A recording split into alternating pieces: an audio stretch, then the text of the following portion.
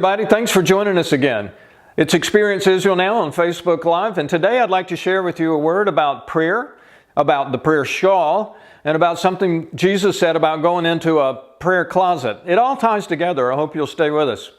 Hey, listen, if we've not had the pleasure of meeting, my name is Andy Cook. I lead a ministry called Experience Israel Now. And we believe the life-changing lessons from the land of the Bible, well, they're so important, they ought to come from overseas, from some distant location. They ought to come to everybody. Only 1% of the people who would like to get to the land of the Bible are ever going to get there. We've made it our goal to bring Israel to you, whether we're in your church, your prison ministry, your school, or here on Facebook Live. So thanks for joining us. Now, about that prayer shawl thing. If you go to Israel, you're going to see a lot of people at the Western Wall praying, and you will see some of the Jewish people there wrapped up in that beautiful piece of cloth called a prayer shawl. And it's a very cool thing to see. If you ever get a chance to pray at the Western Wall, I promise you, you will never ever forget it. But maybe you've also read in your Bible where Jesus said, when you pray, go into your room and shut the door. You know, and then pray in secret, and your Father who sees what is done in secret will reward you. Now, that's part of the Sermon on the Mount. It's very, very important. And I think, you know, when we see this little phrase called go into your room and close the door, or if you're reading in the King James Bible or you grew up with that idea, you know, it's very easy to kind of picture building a special room in your house where you would go to pray. And that's cool. You can do that. It could be an incredibly powerful thing, actually. But I'd like to share with you this idea about the prayer shawl. Now, a friend of mine gave me this prayer shawl. It's beautiful. It is. I have actually multiple prayer shawls, but this is my favorite. I love the way it's designed. I love the way, frankly, it feels when occasionally I'll use it to actually pray. Now, here's what happens. A person would put this prayer shawl on and simply cover his or her head, and then you spend time in prayer. You know what happens when you do this? Everything else goes away. I mean, it's kind of like, you know, I'm the only one here, and I'm not distracted by cell phones. I'm not distracted by frankly the camera that's on right now, or the fact that we've got a Facebook audience going. You know, it's just, you can get into a location like this, you know, where you cover your head, and it's very, very private. Now, Jesus was teaching about not praying in public in a way where you're more interested in what people think of you and your piety, or how well you can pray, or, you know, all those kinds of things. And just, are you serious about doing business with the Father? And by going into your room and shutting the door, going into a private place, by covering up with a prayer shawl, you can do that. Now, Jesus did not have a prayer shawl like this one. What Jesus had was an outer garment.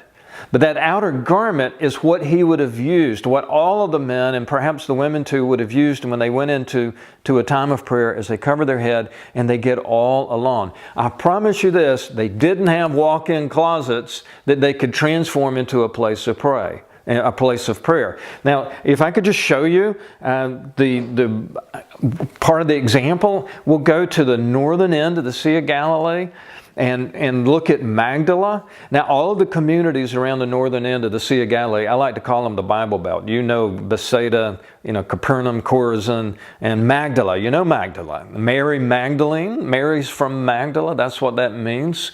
Now, if this is a recent discovery. I'm talking about the first time I ever laid eyes on these ruins myself was 2015. So this is brand spanking new. This was a large fishing community that was covered up by a mudslide, we believe, at the end of the first century. And so what we're finding here is a beautiful collection of ruins that haven't been, you know, nobody's built on top of them. Now, look at this particular part of the discovery in this archaeological area of Magdala. What you're seeing here are part of homes. And these homes are very wealthy homes. They're larger homes than you usually find in a place like maybe Capernaum or Chorazin. I mean, those homes can be very, very small. The one thing you need to know about these large homes here in Magdala, and you see the stairs there, they had multiple levels. these homes had multiple families in them.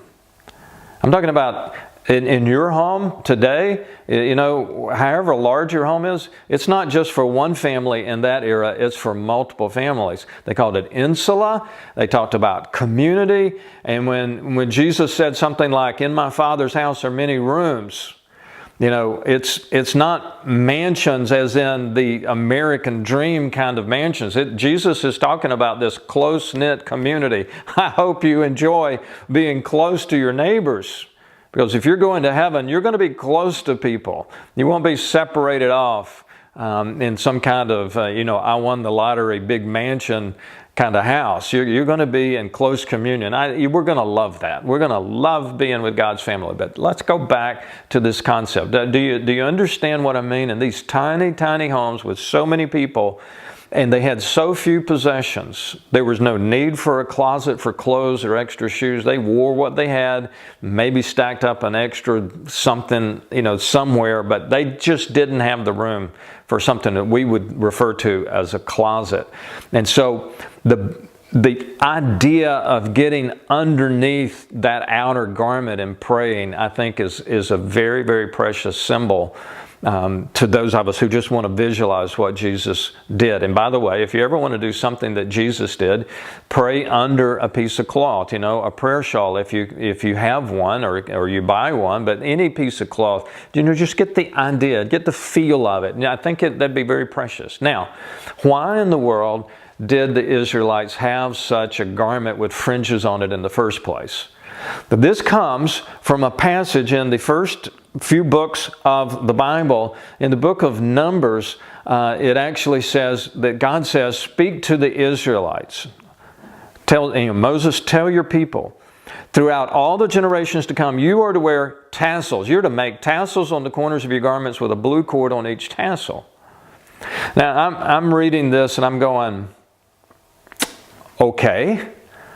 And let me just move on to the next passage. I mean, isn't that what we usually do when we see something that doesn't make perfect sense to us? Here's the deal. Moses had just led all of these people, the Hebrews, you know, they were all slaves, and he had just led them out of Egypt. And now they're learning how to be God's people. When they were in Egypt, the only people allowed to wear tassels on their garment or the color blue, because the color blue was from a dye that was very hard to come by. The only people allowed to wear either tassels or the color blue were going to be the priest or the king's family. You had to be royalty or you had to be the holiest people in the land. Now God pulls them out of Egypt, out of slavery, and says, "You're my people.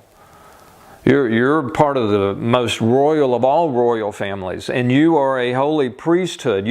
I am holy, you be holy." And to remind you of that and to communicate to all the other people around you, I want you to wear tassels on your garments. And that's where this whole idea of the prayer cloth today, the prayer shawl today, having these tassels on the corners. It's a part of that ancient tradition, but it's also part of that wonderful knowledge that we're a part of God's family.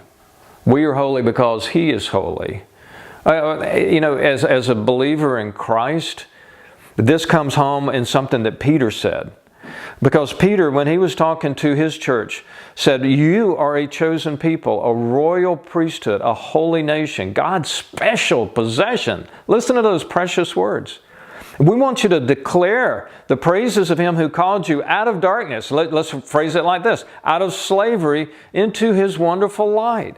You are a royal priesthood. And if I could leave you with any word today, it's that affirmation that you are a part of a royal priesthood. If you've given your life to follow Jesus, this is what Peter was saying. I mean, he's coming out of that Jewish tradition, but he's found that Jesus is the promised Messiah. And he says, we're carrying on that tradition. We're part of the family of the King of Kings. And you're a holy priesthood. So today, live in appreciation of that by simply living in a way that the King would be proud of you, the way you spent your time today.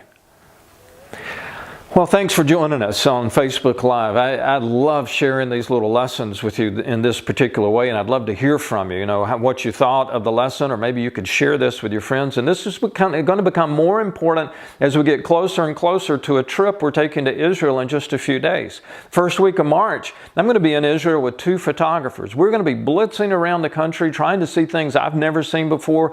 We're going to be gathering photographs and video for our personal Experience Israel Now library as we do virtual tour presentations for churches, prisons, and schools and home Bible study groups, as we create resources for pastors and Bible study leaders. So we're going to gather more and more of that. We're going to be looking for drone photography in particular on this trip. But while we are there, we're also going to do some Facebook Live broadcasting so that you can join us. As we see the land, you'll get a chance to see the land. As we discover things, you get a chance to discover things. And I hope you enjoy it. But let people know about it. We'll be there the first week of March. Thanks again for joining us on Facebook Live today. I hope you have a wonderful rest of your day. God bless.